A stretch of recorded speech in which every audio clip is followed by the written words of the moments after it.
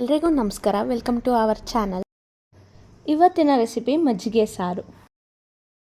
ಇದು ತುಂಬ ಚೆನ್ನಾಗಿ ಬರುತ್ತೆ, ಅನ್ನಕ್ಕೆ ಮುದ್ದೆಗೆ ಎಲ್ಲ ಆಗುತ್ತೆ. ಮೊದಲು ಎಣ್ಣೆ, ಸಾಸಿವೆ, ಕರಿಬೇವು, ಒಂದು ಸ್ವಲ್ಪ ಜೀರಿಗೆ, 3 ಒಣಮೆಣಸಿನ್ಕಾಯಿ ಹಾಕಿ ಚೆನ್ನಾಗಿ ಬಾಡಿಸ್ಕೊಬೇಕು. ಚೆನ್ನಾಗಿ ಬಾಡಿಸ್ಕೊಂಡ್ಮೇಲೆ ಈರುಳ್ಳಿ ಹಾಕಬೇಕು. ಈರುಳ್ಳಿನ ನೀಟಾಗಿ ಗೋಲ್ಡನ್ ಬ್ರೌನ್ ಬರೋವರೆಗೂ ಮಿಕ್ಸ್ ಮಾಡ್ಕೊಬೇಕು. ನೀಟಾಗಿ ಮಿಕ್ಸ್ ಮಾಡ್ಕೊಂಡ್ಮೇಲೆ ಇದಕ್ಕೆ ರುಬ್ಬಿಟ್ಕೊಂಡಿರೋ ಮಸಾಲ ಹಾಕ್ಕೊಬೇಕು.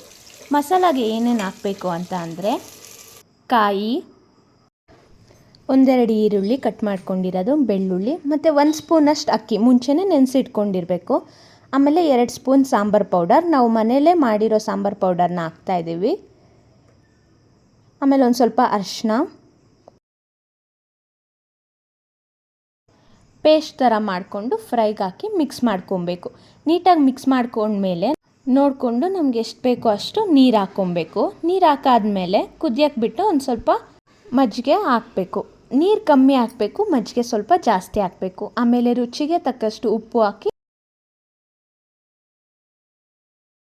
ಕುದ್ದು ನೀಟಾಗಿ ಉಕ್ಕಬೇಕು. ಆವಾಗ ಸಾರು ರುಚಿಯಾಗಿ ಬರುತ್ತೆ.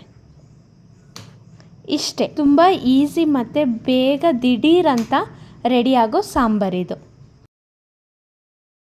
ನಾವಿವತ್ತು ಮುದ್ದೆಗೆ ಮಾಡ್ಕೊಂಡಿದ್ದೀವಿ. ಒಂದು ಸ್ವಲ್ಪ ಲೈಟಾಗಿ ತುಪ್ಪ ಹಾಕ್ಕೊಂಡ್ರೆ ಇನ್ನೂ ಚೆನ್ನಾಗಿರುತ್ತೆ ಸಾಂಬಾರು. Thanks for watching.